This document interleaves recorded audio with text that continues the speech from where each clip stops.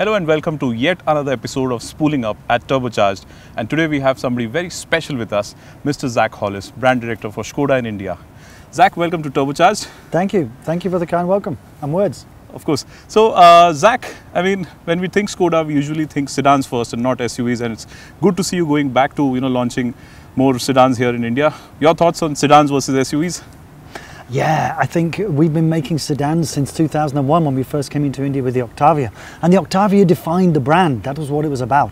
And then, of course, we followed that with the Laura, and then the next generation Octavia, and then, of course, the Superb, and the Rapid, and now we bring the Slavia to India. So we're a brand that's famous for sedans. And when you compare sedans to SUVs, sedans look good. They are stylish cars. They are well-designed cars. They are gorgeous cars. And actually, to be honest, they drive better, basically, than SUVs. And people like SUVs because, of course, they've got the height, they've got a bit more roominess, etc., etc. But when it comes down to a pure driving machine and a well-styled machine, you can't beat the sedans. And, of course, Skoda are famous for sedans in India. That's great. And of course, I think we've all really loved the Octavia, be it the first one, the Laura, and then the RS versions that have come along over the years. So, and then there's the Superb. So how's the Superb doing for you? Incredibly well. I mean, Superb is generating 30% segment share, and that's when you add into there the likes of BMW, Audis and Mercedes. So 1 in 3 premium luxury sedan buyers are choosing a Superb. So it's absolutely fantastic for us. And and we don't miss the diesel also, which is fantastic. So we only have the 2-litre TSI engine now, and we're selling more Superbs now than we were when we had the diesel and petrol combined before. So absolutely, the car's doing outstanding well, and is really recognized for its quality, its refinement, and it's pure driving pleasure. And of course, many people are also enjoy the fact that in the back it's a real chauffeur-driven car as well. So it's doing very well. Yeah, so part of my question was something that you just spoke about, the petrol versus diesel debate. Now, do you think the market has sort of moved on from diesels already? Not yet, but I think it will do. I think if you say that India probably is behind many other markets in terms of its natural evolution, you can see that in Europe diesel has dropped substantially down. It's now seen as a dirty fuel from that point of view. And you can see also in India things are changing here with the legislation in Delhi, etc. And then when we get to BS6 stage 2, we will see even more changes needed to come into diesel technology to make sure it meets emissions. This could force the car price up higher, and then I think diesel will look even less attractive. So yeah, diesel still has a role to play, particularly in SUVs, but sedan has always been a petrol segment, and I think I have no qualms in not having in diesel markets going forward at all.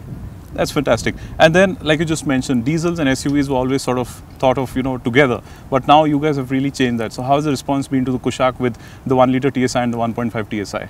Absolutely outstanding. These TSI engines are brilliant.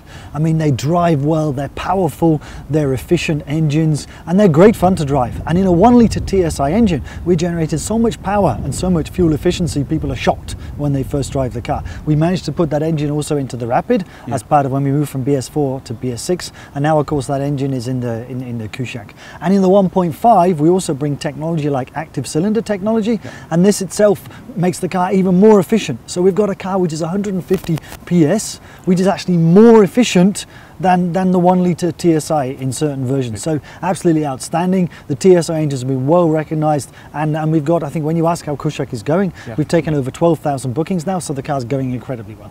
Fantastic. And between the two, for the Kushaq, I mean, between the two, the 1-litre versus the 1.5 TSI, what's the sort of rough split?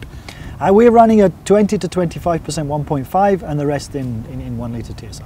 Oh, that's interesting. So, I mean, in a way that tells me, or I would like to ask you, have you sort of been able to successfully transform the image of a 1000cc 3-cylinder engine? For sure, for 100%.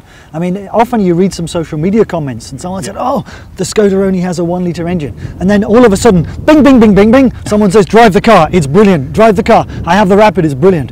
And I think that's something out there. And so people are without doubt recognizing that. And then of course, this guy is going straight away down to test drive the car, because it's better that other people tell him than I tell him from that point of view. That's true. And Zac, you also just mentioned about India being slightly behind other markets. So does that also hold true in terms of electrification or hybrid technology? I think it does, without doubt it does. If you look to markets like America, to Europe and China, electric cars are much far advanced, more advanced than India. And one of the reasons for that is that most of the electric cars now in Europe particularly are quite expensive cars. They're premium cars, and the reason for that is because the cost of the battery is so high. And therefore, to make a business case, you need big cars, you need premium cars to make that work. What we need to make India work as an electric car market, we need to bring the cost of batteries down, and that will happen over time, and then we will see electric cars start to happen in India. But I don't see it being in for the next 3 to 4 years when that happens. Still, electric cars in India are very, very small as a percentage of the total market. So, Zac, a lot of people also say that, one of the reasons holding them back from looking or considering EVs is the lack of infrastructure, charging or whatever it may be in India. Do you also agree to that? For sure. I mean, it's fine if you've got an electric car in Mumbai or Delhi and you're just going around town, that's no problem. But if you want to make a long journey from Delhi down to Agra, or even from Mumbai down to Lanalava or Mahabaleshwar, you need somewhere to charge the car when you're there or on the way during the journey. And that's clear. But that will come. Governments will invest. This will start to happen in India, I am sure. And I think most of the people buying electric cars now, it's probably actually their second car, because they still need a car for that long journey. But electric cars will pick up. You'll see many manufacturers will launch it, and we will also launch electric cars in the fullness of time. So, of course, again, coming back to the products that we have in India, the Slavia, of course, is the new sedan. But apart from that, what else do you think you would like to bring to India from the Skoda portfolio? So, right in January, we will also bring the facelift Kodiaq. The Kodiaq's been out of the market since the change from BS4 to BS6. Now we bring the car back with a facelift with 190 brake horsepower, 2-litre TSI engine. It looks great, it's a powerful engine, and I'm really looking forward to bringing the Kodiaq back to India. So, effectively now we know that the Slavia is going to be the sort of entry point to the Skoda family in the country. It will replace the Rapid. But are you also looking at a smaller car, maybe a hatchback, like a Fabia replacement? Do you think it would make sense? What we've got now is we've got the platform. So we have the India 2.0 platform. This is the MQBA0 platform developed in India. Once you've got the platform, then you can look at what styles cars develop on it. So we've started with a mid-sized SUV.